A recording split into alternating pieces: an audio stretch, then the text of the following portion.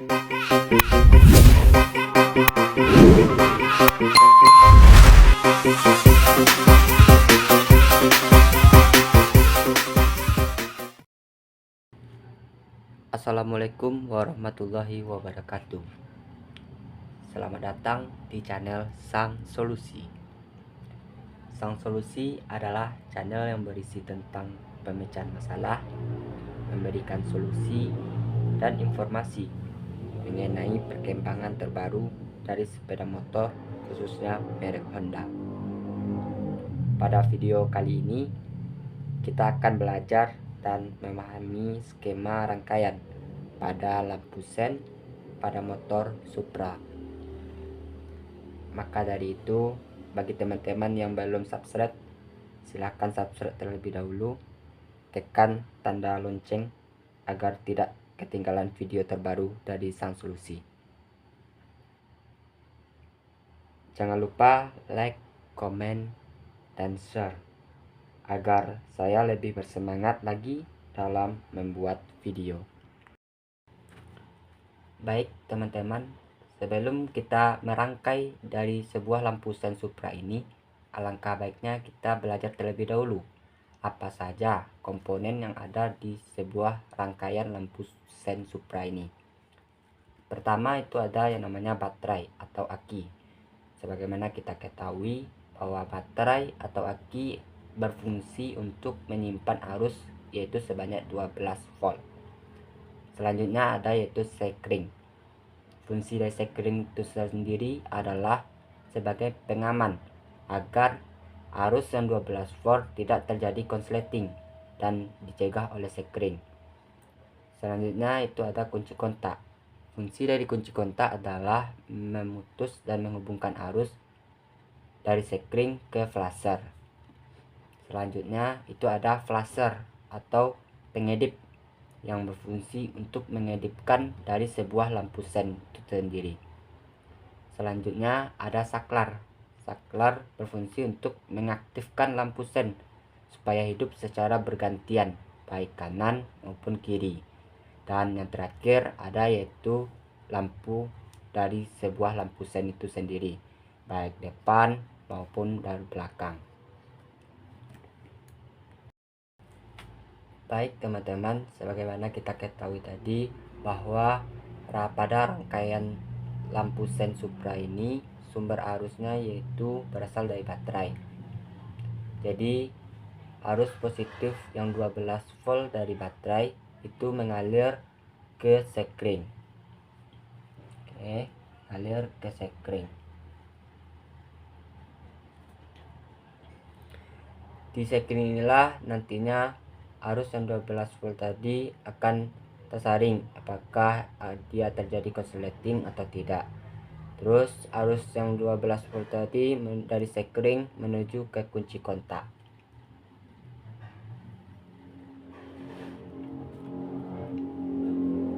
Setelah arus yang 12 volt dari baterai sampai ke kunci kontak, apabila kunci kontak dalam keadaan kita on-kan, maka terjadilah penghubungan arus dari yang 12 volt tadi menuju ke flasher.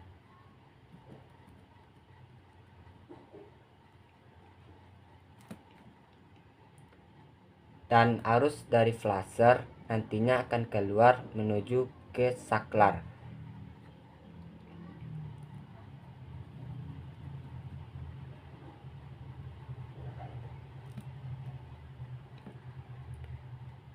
Pada saklar itu terdapat 3 kabel, yang mana biasanya itu ada untuk yang khusus bagian kiri dan bagian kanan. Biasanya bagian kiri itu menggunakan kabel warna orange.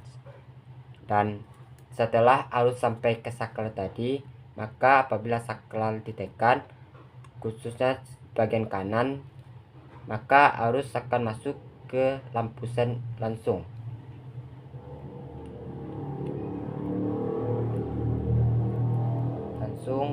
Ke bagian sen belakang dan depan bagian kirinya.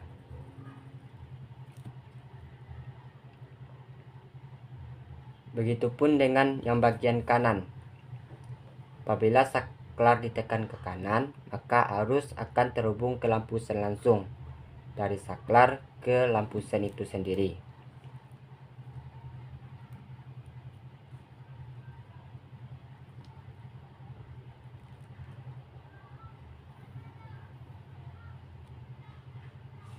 Ke belakang dan ke depan. Oke.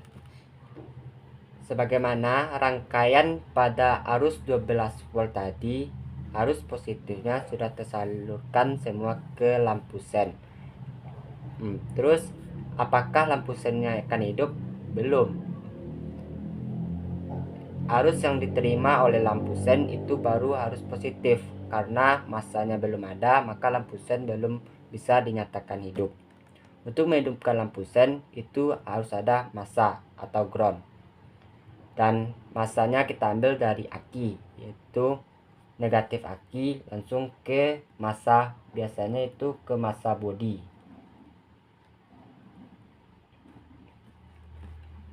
Setelah mendapatkan massa dari massa bodi, baru tersalurlah massa tersebut ke massa lampu sen, baik kanan maupun kiri. Paralel massanya depan, belakang.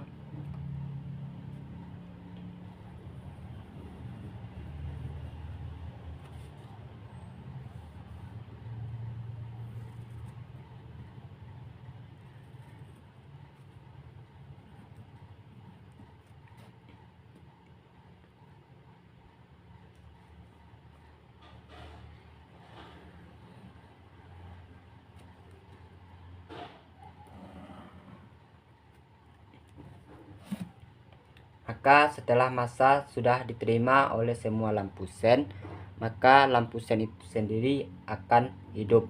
Dan apabila saklar ditekan ke kanan, maka lampu sen kanan baik bagian belakang maupun depan akan hidup atau berkedip. Apabila ditekan sen sebelah kiri, maka lampu sen belakang kiri maupun depan kiri akan hidup. Baik teman-teman, jadi beginilah rangkaian lampu sen supra yang ada pada sepeda motor. Yang sering terjadi di lapangan itu biasanya lampu sen ini biasanya redup. Nah, bagaimana cara mengatasinya? Biasanya itu disebabkan oleh dari flasher itu sendiri. Contoh, misalnya konsumen itu memberikan lampu sennya yaitu lampu sen yang tidak standar, tetapi flashernya masih menggunakan flasher standar, maka otomatis lampu sen tersebut tidak akan terang karena tidak terlayani oleh yang namanya flasher tadi. Tetapi apabila flashernya diganti dengan flasher yang bukan standar, maka otomatis lampunya akan bisa jadi terang.